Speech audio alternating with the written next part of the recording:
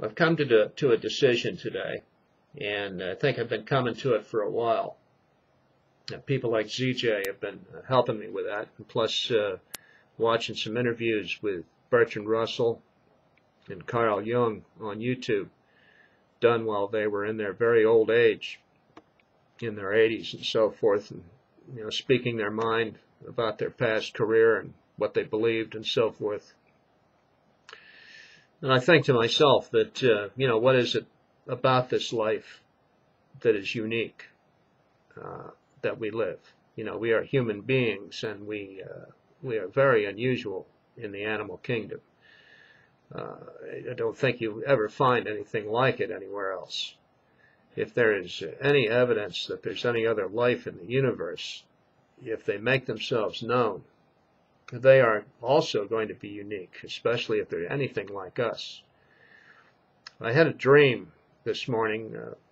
I uploaded a couple of videos to YouTube, and then I'd gone back to bed. And I had this real vivid dream of being interrogated about my religious beliefs. It was a 30-ish something young man with a headphone speaking through a microphone. And through some studio, he was behind some studio glass sitting above me. I was below him with my own headset, but I had a really screwed up looking microphone that I had to hold between my thumb and finger in order for it to work. And it was very complicated and had an itchy sensation to it. Well, he asked me these questions, and I was answering him very coherently with informed answers. Something unusual for me, because usually I'm kind of confused and dancing around and want to change the subject and so on. Finally, it gets down to the last question, which is why I do not believe in the God of Abraham, the God of the Jews, Jesus, and Muhammad. And I answered him by saying that I felt that this God that he wanted me to answer was an unusual being for someone omniscient and omnipotent and all-knowing. Why would he need to slaughter so many people, order so many people to be slaughtered?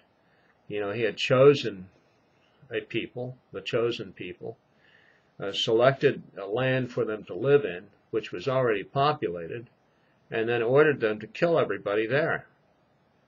Wipe out everything that they owned, destroy it, even had a regulation not to take any loot.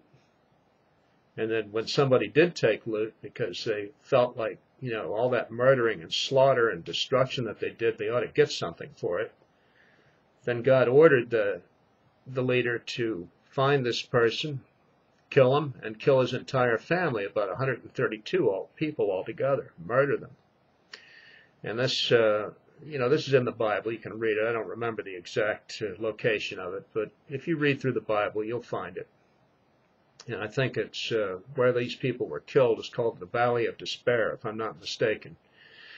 But if you, I'm supposed to worship a God like that? No, let's take a look at Jesus. Jesus is telling me that if I think of killing somebody, then I'm guilty of murder as well.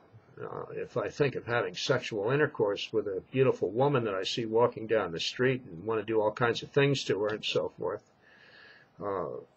then I am, I need to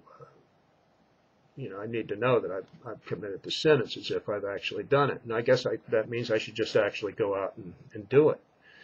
Well, I don't understand that. Never will. I think I should understand it. I think we are supposed to understand it.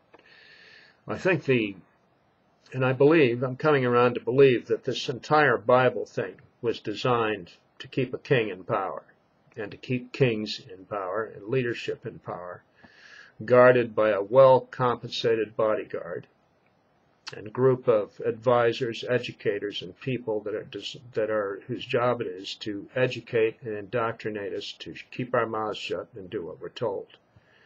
What is it that George Bush said after 9/11? He says, go take a trip, go buy something. Yeah, enjoy yourself. Take a plane ride. You know, that's what we ought to do.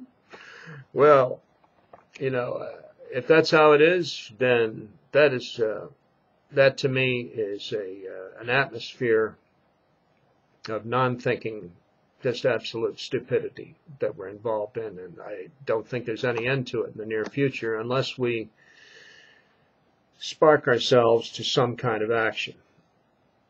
Now, I have decided not to believe in this God of Abraham.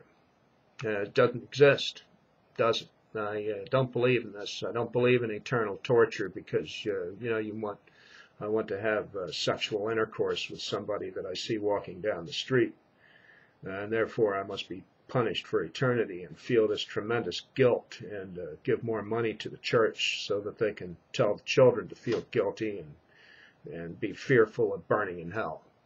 I don't think that I should. I don't think I should believe in a God like that, and I don't.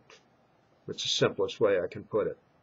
I've seen enough things in this life to let me know that the God of Abraham doesn't deserve to be believed in.